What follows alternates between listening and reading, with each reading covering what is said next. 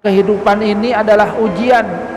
Segala apa yang dikaruniakan oleh Allah Subhanahu wa taala kepada kita dalam kehidupan ini adalah ujian. Untuk apa? Mengetahui siapa yang terbaik amalnya. Rupa yang ganteng itu adalah ujian. Apakah kita mau mensyukurinya atau tidak? Harta yang dikaruniakan oleh Allah Subhanahu wa taala itu juga adalah ujian. Apakah kita bisa menggunakannya dengan baik sesuai dengan apa yang diperintahkan oleh Allah Subhanahu wa taala, ataukah kemudian kita kufur mempergunakannya dengan sekehendak hati kita. Jabatan yang diberikan oleh Allah Subhanahu wa taala itu juga adalah ujian.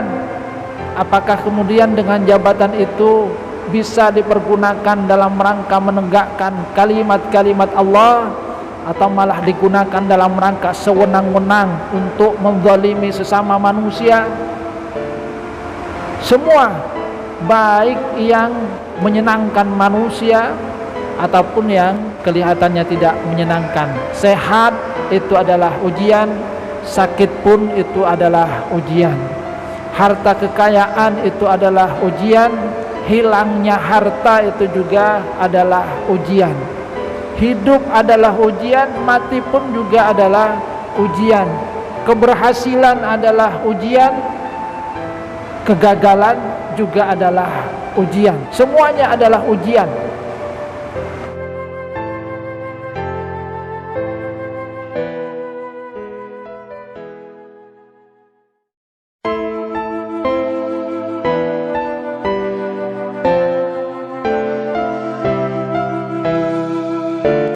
Innal hamdalillah nahmaduhu wa nasta'inuhu wa nastaghfiruh wa na'udzu billahi min shururi anfusina wa min sayyiati a'malina. May yahdihillahu fala mudilla lahu wa may yudlil fala hadiyalah. Asyhadu an la ilaha illallah wahdahu la syarika lah wa asyhadu anna Muhammadan abduhu wa rasuluhu la nabiyya ba'dah. Allahumma salli ala Muhammad wa ala ali Muhammad kama sallaita ala ali Ibrahim innaka Hamidum Majid. Allahumma barik ala Muhammad wa ala ali Muhammad kama barakta ala ali Ibrahim innaka Hamidum Majid. Rabbi shrah li sadri wa yassir li amri wahlul 'uqdatam min lisani yafqahu qawli, amma ba'du. Hadirin jamaah pengajian rahimakumullah. Pada malam hari ini kita akan mengkaji surah Al-Mulk. Sebagaimana surah-surah Makkiyah yang lainnya, surah Al-Mulk juga menceritakan tentang persoalan akidah, menceritakan tentang Allah Subhanahu wa taala sebagai pencipta alam semesta ini. Karena seseorang yang mengenal Allah Subhanahu wa taala, maka insyaallah dia akan bisa menjalankan amal ibadah dengan baik yang didasarkan atas keinginan untuk memperoleh ridha Allah Subhanahu wa taala. Surah Al-Mulk merupakan salah satu surat yang mempunyai keutamaan. Rasulullah sallallahu alaihi wasallam menyatakan, inna suratan fil Quran 30 ayatan syafa'at li sahibiha hatta ghufira lahu tabarakalladzi biyadihil mulk. Ada satu surat di dalam Al-Quran yang jumlah ayatnya adalah 30 ayat, yang surat itu memberikan syafaat kepada sahibnya, kepada orang yang biasa membaca surah ini, hatta ghufira lahu, sampai dia diberikan ampunan oleh Allah Subhanahu wa taala. Nah, surah itu adalah surah Tabarak ini. Tentu ini bukan hanya sekedar dihafal yang kemudian tidak mengerti artinya. Sebab sebagaimana yang dikatakan oleh Abdullah ibnu Abbas, bacalah surah Tabarok ini ajarkan kepada keluarga kamu, ajarkan kepada anak-anak kamu, ajarkan juga kepada tetangga kamu. Yang dimaksudkan dengan ajarkan tentu saja adalah upaya juga untuk mengetahui apa makna yang terkandung di dalam surah Tabarok ini, di dalam surah Al-Mulk. Karena dengan mempelajari surah Al-Mulk kita akan menyadari bahwa sesungguhnya kekuasaan itu hanyalah milik Allah Subhanahu wa taala. Bahwasanya Allah Subhanahu wa taala itu telah mengutus kepada kita seorang utusan yang memberikan peringatan, yang manakala kita mengabaikan peringatan yang diberikan oleh utusan itu, maka tentu akibat buruknya kitalah yang akan menanggungnya. Tapi manakala kita menyambut seruan dari utusan ini, maka insyaallah kita akan mendapatkan pertolongan dari Allah Subhanahu wa taala. Hadirin jamaah rahimakumullah, kita masuk kepada kajian surah Tabarak atau surah Al-Mulk. A'udzubillahi minasyaitonir rajim. Bismillahirrahmanirrahim. Tabarakalladzi biyadihil mulku wa huwa ala kulli syai'in qadir. Alladzi khalaqal mauta wal hayata liyabluwakum ayyukum ahsanu amala wa huwal azizul ghafur. Tabarakalladzi biyadihil mulk. Tabaraka di dalam banyak tafsir, termasuk juga di kitab-kitab terjemah, itu banyak diterjemahkan dengan maha suci. Tapi kalau kita lihat dari asal katanya barokah, maka sesungguhnya kalau kata Muhammad Quraish Shihab, lebih tepat maknanya bahwasanya Allah Subhanahu wa taala itu maha melimpah kebaikannya. Karena barakah itu adalah adanya kebaikan yang dikaruniakan oleh Allah Subhanahu wa taala kepada seluruh makhluknya. Tabarakah, maka maknanya adalah bahwasanya Allah Subhanahu wa taala itu maha melimpah kebaikannya yang diberikan kepada seluruh hamba-hambanya. Alladzi biyadihil mulk, yang di tangannya segala kekuasaan dan dia maha kuasa atas segala sesuatu. Allah Subhanahu wa taala itu suka dipuji. Salah satu dari sifat Allah Subhanahu wa taala itu adalah Hamid, maha terpuji. Dan di dalam surah ini Allah Subhanahu wa taala memuji dirinya sendiri, bahwa Allah Subhanahu wa taala itu maha melimpah kebaikannya, maha suci. Kalau kita renungkan, memang kebaikan yang diberikan oleh Allah Subhanahu wa taala kepada makhluknya itu sangat-sangatlah banyak. Apa yang kita rasakan dalam keseharian sesungguhnya merupakan bagian dari limpahan barakah kebaikan yang diberikan oleh Allah Subhanahu wa taala, yang kalau kita renungkan dengan sebenar-benarnya kita akan menyadari betapa banyaknya karunia yang diberikan oleh Allah Subhanahu wa taala. Di dalam ayat ini Allah Subhanahu wa taala juga mengisyaratkan bahwa biyadihil mulk, segala kekuasaan itu ada di tangan Allah Subhanahu wa taala. Kekuasaan Allah Subhanahu wa taala itu meliputi kekuasaan dunia dan akhirat. Jadi dunia dan akhirat. Di dalam kehidupan ini mungkin ada di antara manusia yang diberikan oleh Allah Subhanahu wa taala sedikit dari kekuasaannya. Akan tetapi kekuasaan yang diberikan oleh Allah Subhanahu wa taala kepada hambanya itu adalah kekuasaan yang sangat sedikit dalam jangka waktu tertentu saja.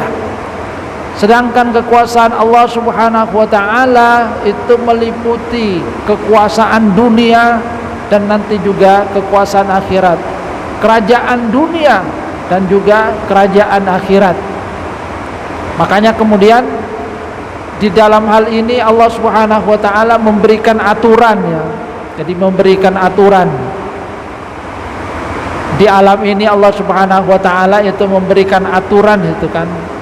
Aturan-aturan yang ada di alam ini, yang kalau makhluknya mengikuti aturan itu mereka akan selamat. Tapi yang keluar dari aturan atau yang disebut dengan sunnatullah, kalau orang barat menyebutnya sebagai hukum alam, maka manusia atau makhluk yang lain itu akan mengalami kecelakaan. Contohnya adalah api. Api itu mempunyai sifat membakar. Itu adalah sunnatullah, hukum yang telah ditetapkan oleh Allah Subhanahu wa taala. Ketika manusia hendak melawannya, memasukkan tangannya ke api, maka akan terbakar. Kecuali Allah Subhanahu wa taala yang mengintervensi, seperti halnya pada kasus Nabi Ibrahim, karena Allah yang langsung berfirman, ya naru kuni bardan wa salaman ala Ibrahim. Wahai api, jadilah kamu itu dingin, selamat kepada Ibrahim.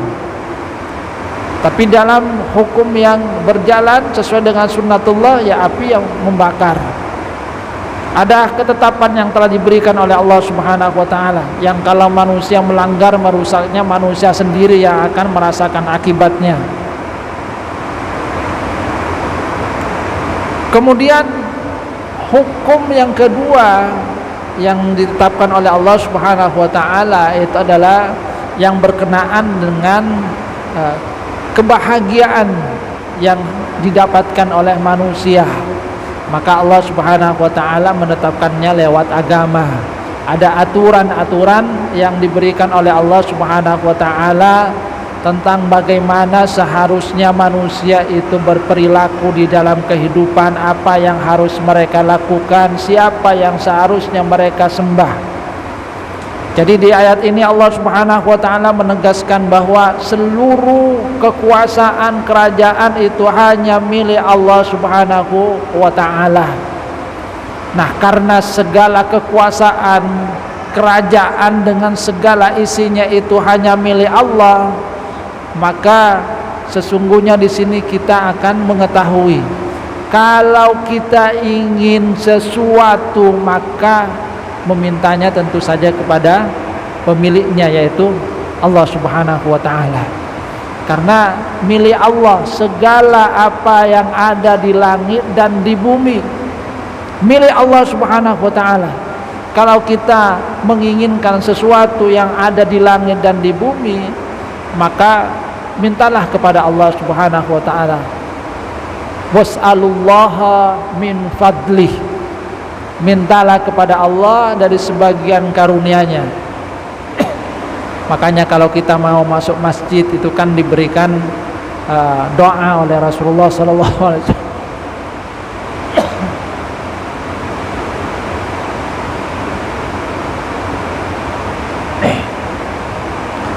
Rasulullah mengajarkan doa ya ketika mau masuk masjid, Allahumma inni Allahumma ftahli abwaaba rahmatik.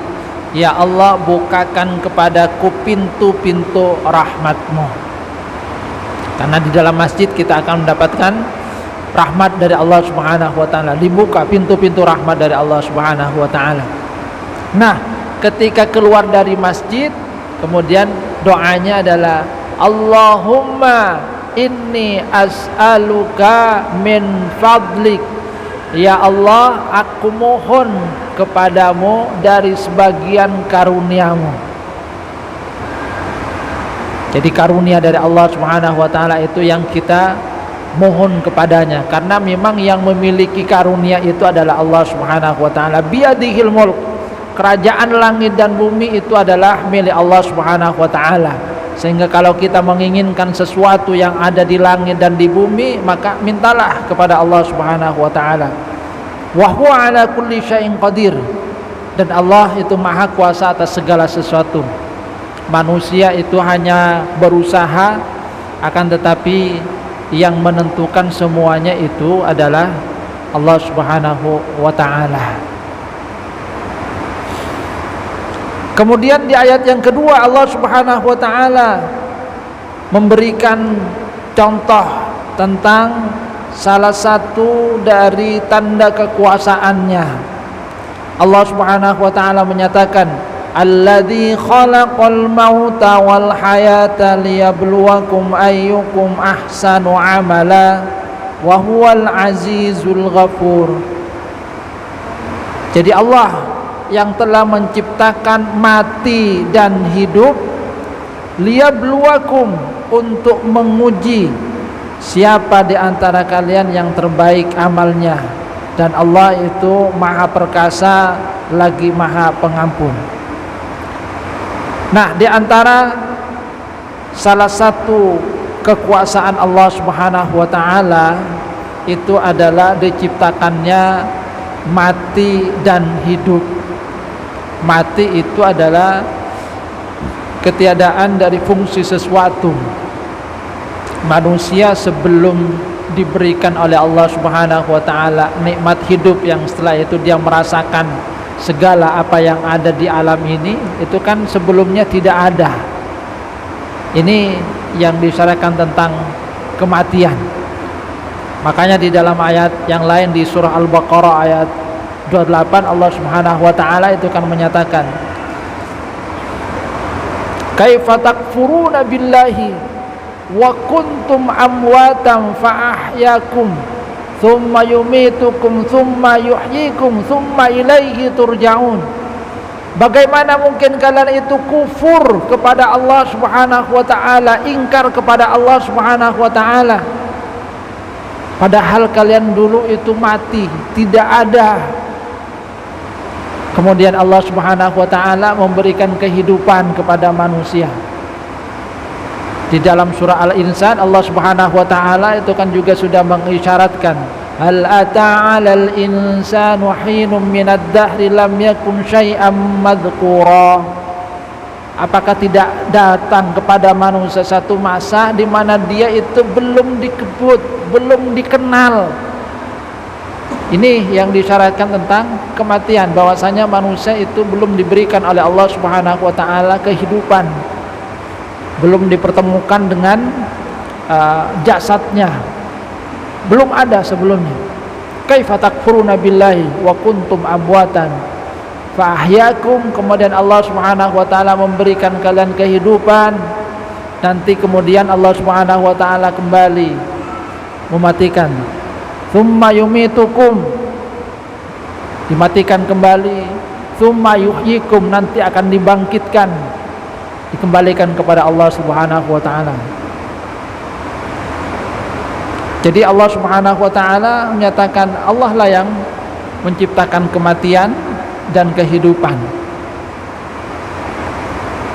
Dan nanti di akhirat kematian itu dirupakan seperti halnya domba yang diperlihatkan kepada seluruh penghuni surga dan juga penghuni neraka.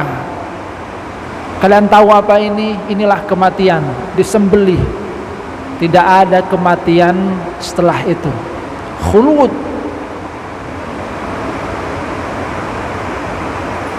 Untuk apa Allah Subhanahu wa taala menciptakan mati dan hidup ini? Allah Subhanahu wa taala menyatakan liyabluwakum ayyukum ahsanu amala, untuk menguji kalian siapa yang terbaik amalnya. Jadi Allah Subhanahu wa taala memberikan kita kehidupan adalah untuk menguji siapa di antara kita yang terbaik amalnya. Karena memang manusia itu diciptakan oleh Allah Subhanahu wa taala adalah untuk beribadah. Wa ma khalaqtul jinna wal insa illa liya'budun. Tidaklah aku ciptakan jin dan manusia kecuali untuk beribadah kepadaku. Jadi Allah Subhanahu wa taala menciptakan kita itu adalah dalam rangka ibadah, memberikan yang terbaik kepada Allah Subhanahu wa taala. Maka kehidupan ini adalah ujian. Segala apa yang dikaruniakan oleh Allah Subhanahu wa taala kepada kita dalam kehidupan ini adalah ujian. Untuk apa? Mengetahui siapa yang terbaik amalnya. Rupa yang ganteng itu adalah ujian. Apakah kita mau mensyukurinya atau tidak? Harta yang dikaruniakan oleh Allah Subhanahu wa taala itu juga adalah ujian. Apakah kita bisa menggunakannya dengan baik sesuai dengan apa yang diperintahkan oleh Allah Subhanahu wa taala, ataukah kemudian kita kufur mempergunakannya dengan sekehendak hati kita. Jabatan yang diberikan oleh Allah Subhanahu wa taala itu juga adalah ujian. Apakah kemudian dengan jabatan itu bisa dipergunakan dalam rangka menegakkan kalimat-kalimat Allah, atau malah digunakan dalam rangka sewenang-wenang untuk menzalimi sesama manusia.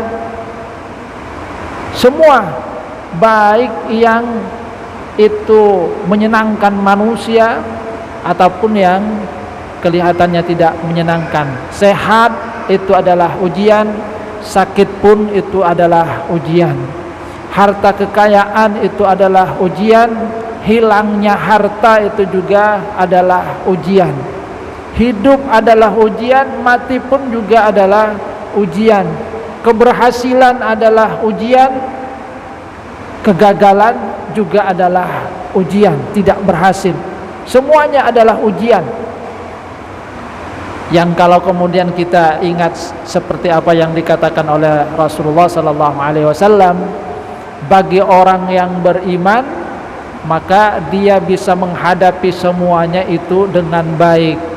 Bagaimana bisa menghadapi dengan baik? Ajaban li amril mukmin, sungguh mengagumkan perkara orang-orang yang beriman. Jadi orang yang beriman, kata Rasulullah, mengagumkan inna amrahu kullahu khair, semua perkaranya itu akan menjadi kebaikan. Walai sadaka li hadin illa lil mu'min, dan itu tidak akan terjadi kecuali bagi orang yang beriman. Bagaimana bisa menjadi kebaikan? In asabathu sarra syakara, kalau dia mendapatkan sesuatu yang menyenangkan dia bersyukur, fakana khairal lahu, maka itu akan menjadi kebaikan bagi dirinya. Dapat jabatan yang tinggi dia bersyukur, digunakan dalam rangka hal yang baik, seperti yang diceritakan oleh Kapolres kemarin itu. Atasannya ketika menjadi Kapolres, rumah-rumah didatangi semua, silaturahim, diajak ke masjid, bahkan kemudian ditarik, ayo ke masjid, sehingga karena memakmurkan rumah Allah Subhanahu wa taala, berkah tempat itu kemudian juga berkah, karena memang sesuai yang dijanjikan oleh Allah Subhanahu wa taala. Ini namanya mensyukuri jabatan yang diberikan oleh Allah Subhanahu wa taala. Diberikan kekayaan, syukur, digunakan dalam rangka kebaikan.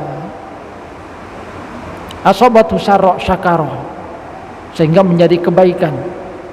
Diberikan kesehatan, digunakan dalam rangka ibadah, dalam rangka memberikan yang terbaik terhadap sesama manusia. Sebaliknya, wa in asabathu dharra sabara, kalau dia mendapatkan sesuatu yang tidak menyenangkan bagi dirinya, dia bersabar, fakana khairal lahu, sehingga hal tersebut pun kemudian menjadi kebaikan bagi dirinya. Dicopot jabatannya, bersabar, tetap memberikan yang terbaik. Seperti halnya Khalid bin Walid yang ketika dicopot jabatannya sebagai panglima, dia tetap berjuang itu. Sehingga ada yang bertanya, Khalid bin Walid, kamu kan sudah dicopot sebagai panglima, kok masih berjuang dengan semangat? Apa yang dikatakan oleh Khalid bin Walid itu? Iya, karena saya ini berjuang karena Allah Subhanahu wa taala, saya bukan berjuang karena Umar. Walaupun saya sekarang jadikan prajurit biasa, saya tetap semangat untuk berjuang. Karena perjuangan saya ini adalah untuk Allah Subhanahu wa taala, karena Allah Subhanahu wa taala, bukan karena Umar. Kalau karena Umar dicopot jadi panglima, sudah selesai, tidak akan semangat lagi untuk berjuang. Tapi karena perjuangannya karena Allah Subhanahu wa taala, dia tetap berjuang dengan sepenuh hati. Sabara fakana khairal lahu, sehingga menjadi kebaikan. Nah, apa yang disebut dengan ahsanu amala, kalau kata Fudail bin Iyad itu, makna dari ahsanu amala itu adalah akhlasu, jadi yang paling ikhlas, wa athwabu, dan paling tepat. Jadi dua hal yang disebutkan oleh Fudail bin Iyad tentang makna ahsanu amala adalah akhlasuhu. Yang pertama adalah amal yang dilakukan dengan penuh keikhlasan, dilakukan karena Allah Subhanahu wa taala, seperti halnya yang dilakukan Khalid bin Walid ini, bukan karena menjadi panglima semangat, setelah jadikan prajurit tidak semangat, enggak. karena dia melakukannya dalam rangka mengharap ridha Allah Subhanahu wa taala, ikhlas, maka apapun yang terjadi kepada dirinya dia akan tetap berusaha dengan yang terbaik. Jadi ini akhlasuh. Dan memang ini adalah perkara yang sangat-sangat sulit. Karena setan memang berusaha untuk menggoda manusia agar manusia itu tidak ikhlas di dalam beribadah, di dalam beramal.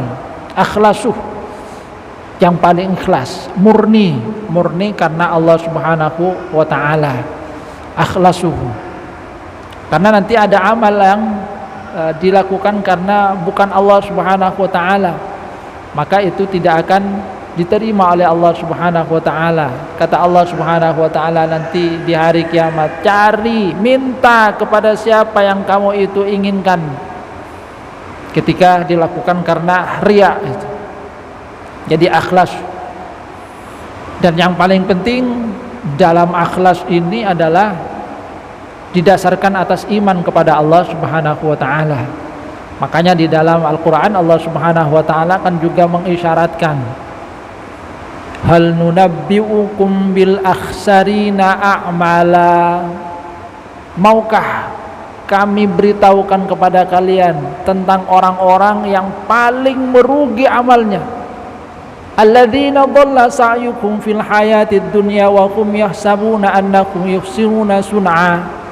Yaitu orang-orang yang menyangka bahwasanya mereka itu sudah beramal dengan baik, yuhsinuna sun'a, tapi kemudian dhalla sa'yuhum, amal mereka itu sia-sia. Bagaimana bisa amal mereka itu sia-sia? Ya karena tidak didasarkan kepada keimanan. Jadi tidak didasarkan kepada keimanan. Jadi mereka tidak beriman kepada Allah Subhanahu wa taala. Maka amal mereka itu bukan karena Allah, jelas itu. Karena mereka tidak beriman kepada Allah Subhanahu wa taala. Ya tidak akan ikhlas itu. Dia pasti akan melakukannya karena selain Allah Subhanahu wa taala. Makanya terhadap amal yang seperti itu Allah Subhanahu wa taala bahkan menyatakan, fala nuqimu lakum yaumal qiyamati wazna.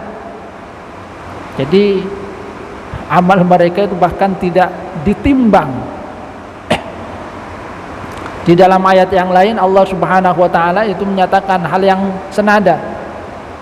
Wa qadimna ila ma amilu min amalin faja'alnahu haba'an mansura. Kami datangkan. Jadi kami datang kepada apa yang mereka lakukan, amal mereka. Faja'alnahu haba'an mansura. Tapi kamu kemudian jadikan amal mereka itu haba'an mansura, seperti halnya debu yang berterbangan. Na'udzubillah. Kenapa? Karena tidak dilakukan dalam rangka mengharap ridha Allah Subhanahu wa taala. Yang kedua adalah aswab, kata Fudail bin Iyad. Jadi yang paling betul. Nah, untuk itu maka tentu kita harus berusaha untuk mempelajari apa yang sudah dicontohkan oleh Rasulullah sallallahu alaihi wasallam. Semakin mendekati contoh yang diberikan oleh Rasulullah sallallahu alaihi wasallam, maka tentu amal yang kita lakukan itu akan lebih dekat untuk diterima. Tapi kalau jauh dari contoh yang diberikan oleh Rasulullah sallallahu alaihi wasallam, maka kemungkinan juga amal itu akan jauh diterima oleh Allah Subhanahu wa taala karena tidak sesuai dengan apa yang dicontohkan oleh Rasulullah sallallahu alaihi wasallam. Dalam berpuasa misalnya, ada contoh-contoh yang dilakukan oleh Rasulullah sallallahu alaihi wasallam. Kapan sahurnya misalnya? Ya di waktu sahur itu. Sebab ada juga yang bersahur tapi bukan waktu sahur itu. Waktu sahur itu kan sudah hampir-hampir mendekati subuh itu kan sahur. Itu namanya waktu sahur. Tapi kan ada orang yang malas untuk bangun itu, kemudian jam 12 malam sudah makan, sahur duluan itu. Ya tidak apa-apa juga, tapi kan kurang sesuai dengan apa yang dicontohkan oleh Rasulullah SAW. Itu bukan waktu sahur itu. Jadi waktunya bukan waktu sahur. Jadi tidak masuk kepada tasaharu sebetulnya. Aswab, jadi sesuai dengan contoh yang diberikan oleh Rasulullah SAW. Jadi ini kata Fudail bin Iyad, makna dari ahsan amalah.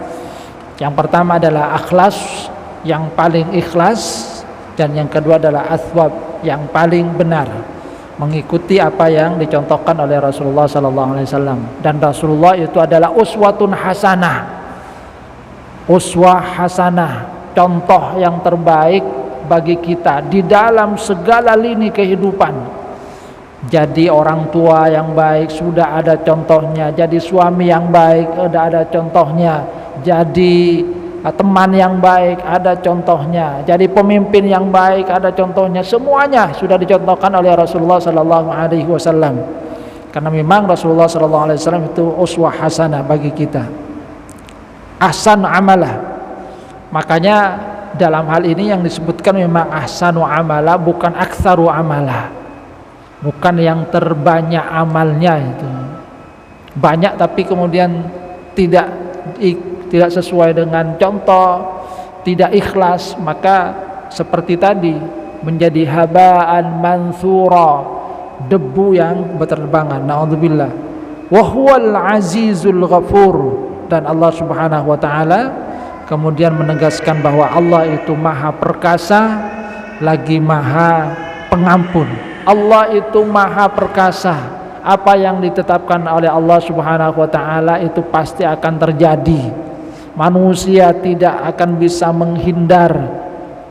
Di dunia mungkin saja ada orang yang bisa menghindar dari hukuman yang mungkin menghampiri dirinya, melarikan diri, gak ketahuan sampai sekarang, atau punya backing yang kuat, walaupun sudah jelas misalnya dia membunuh, tapi prosesnya kok lama sekali.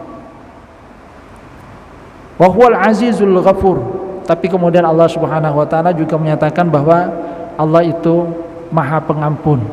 Artinya terbuka bagi manusia pengampunan dari Allah Subhanahu wa taala selama dia itu mau minta ampun kepada Allah Subhanahu wa taala. Hadirin jamaah rahimakumullah, sudah masuk waktu Isya. Namun hal yang paling penting dalam ayat ini bahwasanya Allah Subhanahu wa taala mengisyaratkan segala kekuasaan itu hanya milik Allah Subhanahu wa taala. Maka kalau kita menginginkan karunia yang ada dalam kerajaan langit dan bumi yang itu adalah milik Allah Subhanahu wa taala, maka mintalah kepada Allah Subhanahu wa taala karena dialah pemiliknya. Allah lah Subhanahu wa taala yang akan memberikan kepada kita manakala kita meminta. Dan yang kedua, kehidupan ini adalah ujian, maka berikan yang terbaik, sehingga dengan demikian mudah-mudahan kita termasuk ke dalam bagian mereka yang lulus dengan predikat yang terbaik. Ini saja yang dapat saya sampaikan, kurang lebihnya mohon maaf. Wabillahi taufiqul hidayah war ridha wal inayah. Wassalamualaikum warahmatullahi wabarakatuh.